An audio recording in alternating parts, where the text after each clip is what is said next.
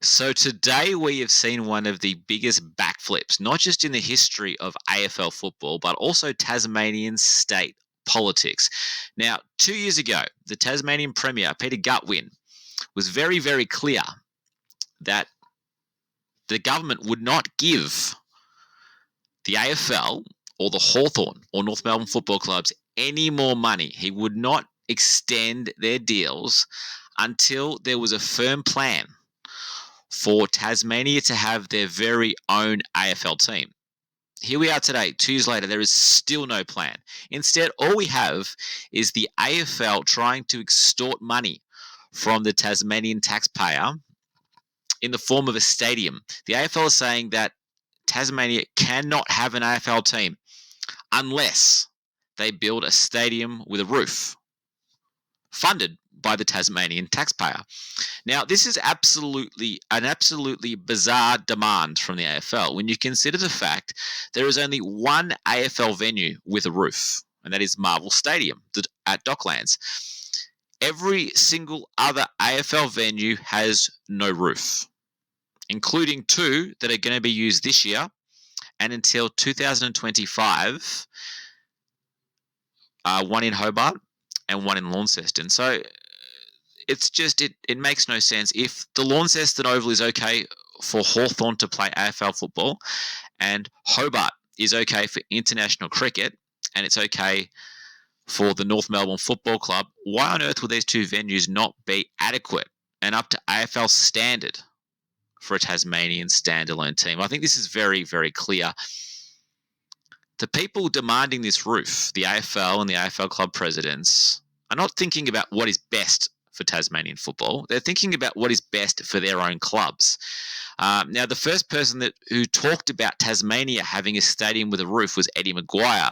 This is a man who was the president of the Collingwood Football Club for almost 2 decades and chose for the Collingwood Football Club to play at the MCG, not Marvel Stadium, which had a roof. So clearly, Eddie Maguire was of a view that the roof was not that important. As is, by the way, every single soccer or football club in England. Not one English Premier League team plays at a stadium with a roof.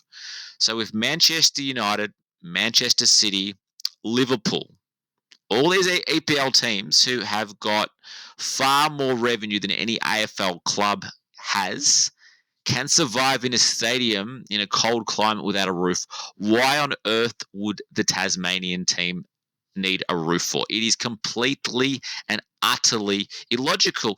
Now, the other part of this that is, I think, quite wasteful and quite illogical is that the government, again, the taxpayer, not the AFL, not the Hawthorn Football Club, are going to spend another $65 million to upgrade the venue in Launceston, and it's not even going to be ready until 2025.